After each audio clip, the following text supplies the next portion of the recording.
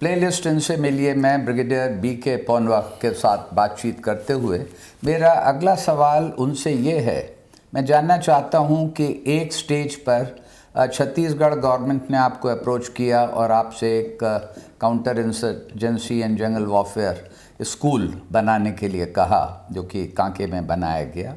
तो उसका जब आपको इंचार्ज बनाया गया, उसके आप हेड थे, तो कैसे आपने वो जिम्मेदारी निभाई?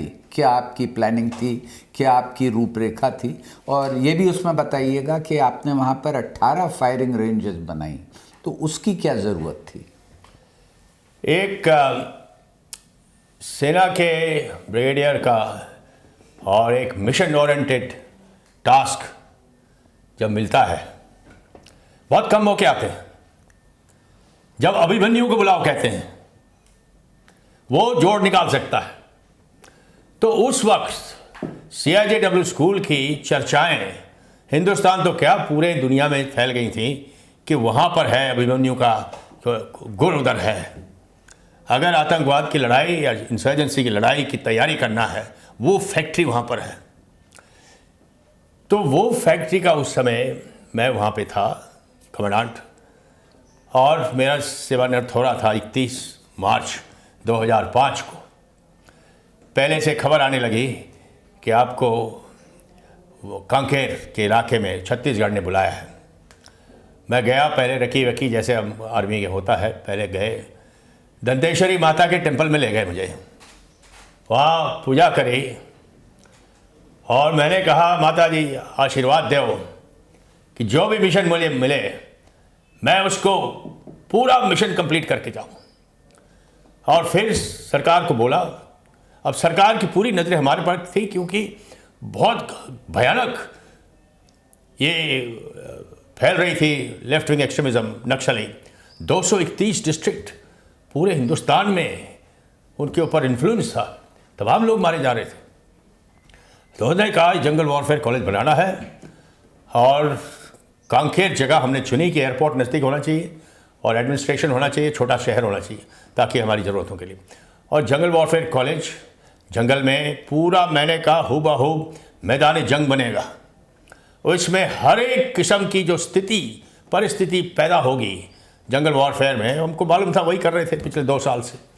उसके लिए सब एक जैसे मूर्तिकार जाता है एक हथौड़ी और छैनी लेके, वो उस प्रकार से हमने कार्रवाई शुरू करी। मुझे दिखाई गई ज़मीन कि ये ज़मीन कैसी है, एक इधर है। मैंने कहा ये कांकेर सही जगह है, ये बस्तर के रास्ते पर है, अंदर जाते हैं नॉर्थ बस्तर है, और फिर आता है कोंडागांव और दुंगटी वगैरह, तो क्या जगह है, देमचौक, और नीचे नीचे जाते जाते हैं। तो ये होने के लिए हमने JCB और वो लिया और शुरू करा। सबसे पहला ज़रूरत है फायरिंग।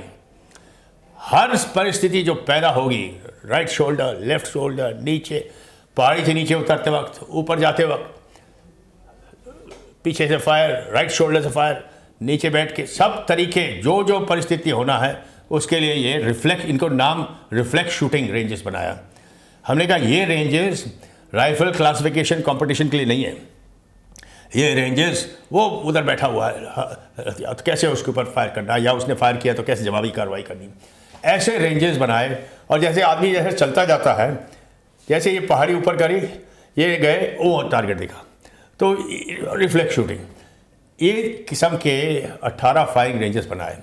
एंड्योरेंस ट्रैक बनाया पूरा चारों तरफ दौड़ लगाने के लिए, क्योंकि हमने उस योद्धा को तैयार करना था जो पुलिसमैन था, जिसकी अलग टास्क था। पुलिसिंग की अलग टास्क होती है, वो टास्क होती है थाने में बैठो, कोई ना कोई आएगा, FIR दर्ज करेगा, फिर आपकी तहकीकात की कार्रवाई होती है। यहाँ पर थाने में वो FIR करने नक्सली नहीं आ रहा है, वो थाने को बर्बाद करने आ रहा है, आपको मारने आ रहा है, आपके हथियार ले जाने आ रहा है।